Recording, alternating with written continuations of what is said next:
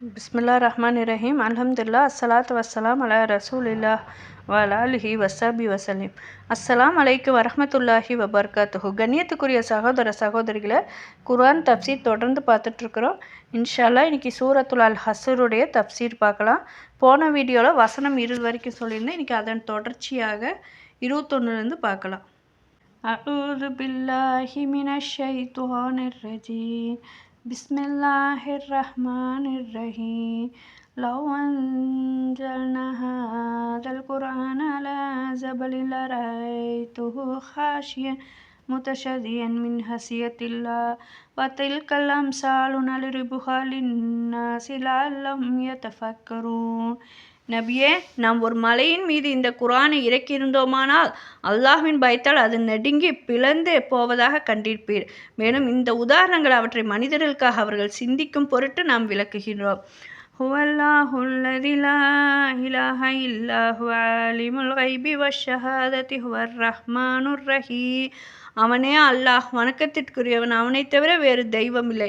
மறைவானவற்றையும் பகிரங்கமானதையும் அறிபவன் அவனே, அளவற்ற அருளாளர், நிகரற்ற அன்புடையோன். ஹுவல்லாஹுல்லதி லா இலாஹ இல்லா ஹுவல் மலிக்குல் குத்தூசுஸ் ஸலாமுல் முஃமினு முஹைமினுல் அஸீஸுல் ஜப்பாருல் முதகப்பிர் சுபஹானல்லாஹி அம்மா யுஷ்ரிகூன். அவனே அல்லாஹ், வணக்கத்திற்குரிய இறைவன். அவனைத் தவிர வேறு யாரும் இல்லை. அவனே பேரரசன், மிக பரிசுத்தமானவன், சாந்தி அளிப்பவன், தஞ்சம் அளிப்பவன், பாதுகாப்பவன், யாவற்றையும் மிகைப்பவன், அடக்கி ஆள்பவன், பெருமைக்குரியவன். அவர்கள் இணை வைப்பவற்றை விற்றும் அல்லாஹ் மிக தூய்மையானவன். ஹுவல்லாஹுல் ஹாலிகுல் பாரியுல் முஸவ்விருல் லஹு அஸ்மாஉல் ஹுஸ்னா யுஸப்பிஹு லஹு மா ஃபிஸ் ஸமாவாதி வல் அர்த் வஹுவல் அஸீஸுல் ஹகீம். அவன்தான் அல்லாஹ், படைப்பவன், ஒழுங்குபடுத்தி உண்டாக்குபவன், உருவமளிப்பவன். அவனுக்கு அழகிய திருநாமங்கள் இருக்கிறது. வானங்களிலும் பூமியிலும் உள்ளவை யாவும் அவனையே தஸ்பீ துதி செய்கிறது. அவனே யாவரையும் மிகைத்தவன், ஞானமிக்கவன். அதாவது மேன்மை மிக்க அல்லாஹ் குர்ஆனின் மகத்துவத்தையும் அதன் உயர்வான தகுதியையும் அதை கேட்கும்போது உள்ளங்கள் பணிந்து பிளந்து போகும் தகுதியுடையதாக இருப்பதையும் வலியுறுத்துகிறான். ஏனெனில் அதில் உண்மையான வாக்குறுதிகளும் உறுதியான அச்சுறுத்தல்களும் உள்ளன. அல்லாஹ் இந்த 20வது வசனத்தில் என்ன சொல்கிறான்னா, லவ் அன்ஸல்னா ஹாதல் குர்ஆன அலா ஜபலின் லரஅய்துஹு ஹாஷியன் முத்தஷதியன் மின் ஹஸியத்தில்லாஹ். நாம் இந்த குர்ஆனை ஒரு மலையின் மீது இறக்கியிருந்தால் அது அல்லாஹ்வின் பயத்தால் பணிந்து பிளந்து போவதை நீங்கள் நிச்சயமாக கண்டிருப்பீர்கள். கடினமான மற்றும் பிரமாண்டமான ஒரு மலையின் நிலையே இதுவென்றால் இந்த குர்ஆனை புரிந்து கொண்டு கிரகிக்கும் திறன் அதற்கு வழங்கப்பட்டிருந்தால் அது மேன்மை மிக்க அல்லாஹ்வின் பயத்தால் பணிந்து நொறுங்கிவிடும். அப்படியானால் மனிதர்களே, உங்களின் நிலை என்ன? அல்லாஹ்வின் கட்டளையை நீங்கள் புரிந்து கொண்டு அவனது வேதத்தை கிரகித்திருந்தும் அல்லாஹ்வின் பயத்தால் உங்கள் உள்ளங்கள் ஏன் மென்மையாகவும் பணிவாகவும் ஆவதில்லை?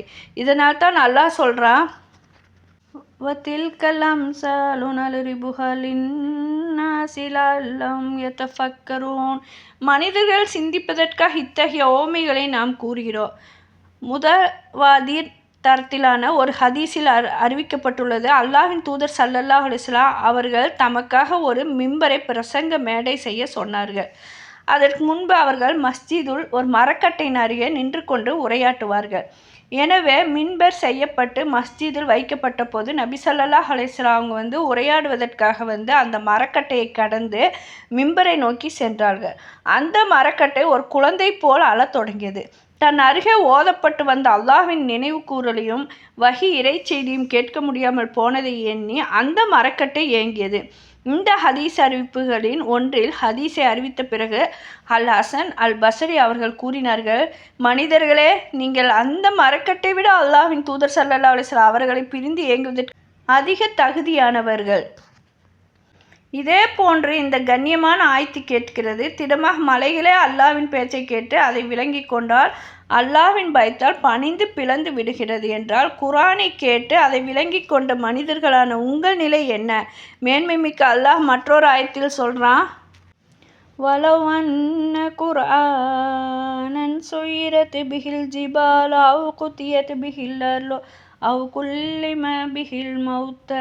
மேலும் ஒரு குர்ஆன் இருந்திருந்தால் அதனால் மலைகள் நகர்த்தப்பட்டிருக்கும், அல்லது பூமி பிளக்கப்பட்டிருக்கும், அல்லது இறந்தவர்கள் பேச வைக்கப்பட்டிருப்பார்கள். இந்த ஆயத்தின் பொருளை நாம் இவ்வாறே குறிப்பிட்டோம். இந்த தன்மைகளை கொண்ட ஒரு குர்ஆன் இருந்திருந்தால் அது இந்த குர்ஆனாகத்தான் இருந்திருக்கும். மேன்மைமிக்க அல்லாஹ் சொல்றா, ஹுவல்லாஹுல்லதீ லா இலாஹ இல்லா ஹுவ ஆலிமுல் கைபி வஷ்ஷஹாதத்தி ஹுவர் ரஹ்மானுர் ரஹீம். அவனே அல்லாஹ், அவனை தவிர வணக்கத்திற்குரியவன் யாரும் இல்லை. லா இலாஹ இல்லல்லாஹ், மறைவானதையும் வெளிப்படையானதையும் நன்கறிந்தவன். அவன் அளவற்ற அருளாளன், நிகரற்ற அன்புடையோன். வணக்கத்திற்கு தகுதியவன் அவன் ஒருவனே என்று அல்லாஹ் கூறுகிறான். அவனை தவிர இந்த பிரபஞ்சத்திற்கு இறைவன் அல்லது கடவுள் யாரும் இல்லை. அல்லாஹ்வை தவிர வணங்கப்படுபவை அனைத்து போலியான தெய்வங்கள். அல்லாஹ் மறைவானவற்றையும் வெளிப்படையானவற்றையும் நன்கறிந்தவர். நாம் காணும் படைப்பினங்கள் மற்றும் காண முடியாத படைப்பினங்கள் தொடர்பான அனைத்தையும் அவன் அறிவான். வானத்திலோ பூமியிலோ உள்ள எதுவும் அவனது அறிவிப்பிலிருந்து தப்புவதில்லை. அது எவ்வளவு பெரியதாகவோ அல்லது அற்பமானதாகவோ பெரியதாகவோ அல்லது சிறியதாகவோ இருந்தாலும் சரி. இருளில் உள்ள எறும்புகள் உட்பட அல்லாஹ் சொல்றா, ஹுவர் ரஹ்மானுர் ரஹீம். அவன் அளவற்ற அருளாளன், நிகரற்ற அன்புடையோன். மேலும் அல்லாஹ் தனது படைப்புகள் அனைத்தையும் உள்ளடக்கிய பரந்த கருணையின் உரிமையாளன் என்பதை இது உறுதிப்படுத்துகிறது. அவன் இவ்வுலகத்திலும் மறுமையிலும் அர் ரஹ்மான் அளவற்ற அருளாளன் மற்றும் அர் ரஹீம் நிகரற்ற அன்புடையோனாக இருக்கிறார். உயர்ந்தோனாகி அல்லாஹ் சொல்றா, ஹுவல்லாஹுல்லதீ லா இலாஹ இல்லா ஹுவ மலிக்குல். அவனே அல்லாஹ், அவனை தவிர வணக்கத்திற்குரியவன் யாரும் இல்லை. லா இலாஹ இல்லல்லாஹ் அல் மாலிக், பேரரசன். அல் மாலிக் என்றால் எல்லா பொருட்களின் உரிமையாளன் மற்றும் அரசன் என்று பொருள். எவ்வித எதிர்ப்போ தடையோ இன்றி அவற்றின் மீது முழு அதிகாரம் கொண்டவன். அல்லாஹ் சொல்ற அல் குத்தூஸ். வஹப் பின் முனஃபிஹ் அவர்களின் கூற்றுப்படி பரிசுத்தமானவன் என்று பொருள்.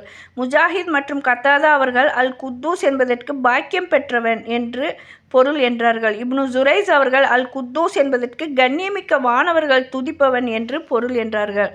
அஸ்ஸலாம் அதாவது அவனது பரிபூர்ண பண்புகளை செயல்களையும் குறைக்கிறது அல்லது குன்ற செய்கின்ற எந்த குறைபாடுகளிலிருந்தும் விடுபட்டவன். அல்லாஹ் சொல்றான் அல் முஃமின். இப்னு அப்பாஸ் ரலியல்லாஹு அன்ஹு அத்தஹாக் அவர்கள் அறிவித்தபடி தனது அடியார்களுக்கு ஒருபோதும் அநீதி இழைக்க மாட்டேன் என்று வாக்குறுதி அளித்து அவர்களுக்கு பாதுகாப்பு வழங்கியவன் என்று பொருள். கத்தாதா அவர்கள் அல் முஃமின் என்பதற்கு அல்லாஹ் தனது கூற்றுகள் உண்மை என உறுதிப்படுத்துகிறான் என்று பொருள் என்றார்கள். அதே சமயம் இப்னு ஸைத் அவர்கள் அவன் மீது நம்பிக்கை கொண்ட தனது உண்மையுள்ள அடியார்களின் நம்பிக்கையை அவன் சான்றளித்தான் என்றும் பொருள் என்றார்கள். அல் முஹ்மின் இப்னு அப்பாஸ் ரலியல்லாஹு மற்றும் பிறரின் கூற்றுப்படி தனது அடியார்களின் செயல்களுக்கு சாட்சியாளன், அதாவது அவர்களை எப்போதும் கண்காணிப்பவன் என்று பொருள். அல்லாஹ் இதே போன்ற ஆயத்துகளில் கூறுகிறான் அல் அசீஸ், அதாவது அவன் எல்லாம் வல்லவன், எல்லா பொருட்களையும் மிகைத்தவன். எனவே அவனது வலிமை மகத்துவம் தடுக்க முடியாது. சக்தி மற்றும் பெருமை காரணமாக அவனது மாட்சிமை ஒருபோதும் மீட்டப்படுவதில்லை. அல்லாஹ் சொல்றான் அல் ஜப்பாரு அல் முத்தகப்பிரு. அல் ஜப்பார் அல் முத்தகப்பிர் அதாவது அடக்கி ஆள்பவனாக மகா பெரியவனாகவும் இருப்பதற்கு தகுதியானவன் அவன் ஒருவனே. சஹி தோப்பில் ஒரு ஹதீஸ் உள்ளது. அதில் அல்லாஹ் சொல்றான், கண்ணியம் எனது இசார் கீழாடை, பெருமை எனது ரிதா மேலாடை. இவ்விரண்டில் ஏதேனும் ஒன்றில் எவரேனும் என்னுடன் போட்டியிட்டால் நான் அவனை தண்டிப்பேன். மேன்மைமிக்க அல்லாஹ் சொல்றா, சுபஹானல்லாஹி அம்மா யுஷ்ரிகூன். அல்லாஹ் தூயவன், அவர்கள் இணை வைப்பவற்றை விற்றும் அவன் உயர்ந்தவன். பிறகு அல்லாஹ் சொல்றான், ஹுவல்லாஹுல் ஹாலிகுல் பாரியுல் முஷ்பிரு. அவனே அல்லாஹ் அல் ஹாலிக் படைப்பவன், அல் பாரி உருவாக்குபவன், அல் முசவ்விர் உருவம் கொடுப்பவன். அல் ஹாலிக் என்பது அளவிடுவதையும் விகிதாச்சாரப்படுத்துவதையும் குறிக்கிறது. அல் பாரிஹ் என்பது அவன் படைத்த அளவிட்டதை கண்டுபிடித்து கொண்டு வருவதை குறிக்கிறது. நிச்சயமாக அல்லாஹ்வை தவிர வேறு எவராலும் அவனுக்கு வர விரும்பும் எதையோ அளவிடவோ வெளிக்கொணரவோ படைக்கவோ முடியாது. அல்லாஹ் சொல்றா, அல் ஹாலிக் உல் பாரி உல் முசவ்விரு. அல் ஹாலிக் அல் பாரி அல் முசவ்விர் என்பதன் பொருள், அல்லாஹ் ஒரு பொருளை நாடினால் அதனிடம் ஆகு என்று கூறுகிறான். உடனே அது அவன் நாடிய வடிவத்திலும் அவன் தேர்ந்தெடுத்த உருவத்திலும் ஆகிவிடுகிறது. ஃபி ஐ ஷூரத்தின் மாஷா ரகபக். அவன் விரும்பிய எந்த வடிவத்திலும் உன்னை அவன் ஒன்று சேர்த்தான். 82:8 அல்லாஹ் சொல்கிறான். அல்லாஹ் தன்னை அல் முஷவ்விர் என்று விவரிக்கிறான். அவன் விரும்பும் எதையும் அவன் தீர்மானிக்கும் உருவத்திலும் வடிவத்திலும் கொண்டு வருபவன். அல் அஸ்மாவுல் உஸ்னா மேன்மைமிக்க அல்லாஹ் கூறுகிறார், லஹு அஸ்மாவுல் உஸ்னா, அவனுக்கே அல் அஸ்மாவுல் உஸ்னா மிக அழகிய திருநாமங்கள் உரியது. தூதர் ஸல்லல்லாஹு அலைஹி வஸல்லம் அவர்கள் கூறினார்கள், மேன்மைமிக்க அல்லாஹ்வுக்கு 99 திருநாமங்கள், அதாவது 101 குறைவாக உள்ளன. எவர் அவற்றை நினைவில் கொண்டு பாதுகாக்கிறாரோ அவர் சொர்க்கத்தில் நுழைவார். அல்லாஹ் வித்ரு ஒற்றையானவன், அவன் வித்திரை ஒற்றைப்படையை விரும்புகிறவன். எல்லாமே அல்லாஹ்வை புகழ்ந்து துதிக்கிறது. அல்லாஹ் சொல்றான், யுஸப்பிஹு மா ஃபிஸ் ஸமாவாதி வல் அர்த், வானங்களிலும் பூமியிலும் உள்ளவை அனைத்தும் அவனை துதிக்கிறது என்பது அவனது மற்றொரு கூற்றை போன்றது. அல்லாஹ் சொல்கிறான், வஹ்வல் அஜீஸ், மேலும் அவன் அல் அசீஸ், எல்லாம் வல்லவன், அதாவது அவனது மகத்துவம் ஒருபோதும் தாழ்த்தப்படுவதில்லை. அல் ஹக்கீம், தனது சட்டங்களிலும் கட்டளைகளிலும் ஞானமிக்கவன்.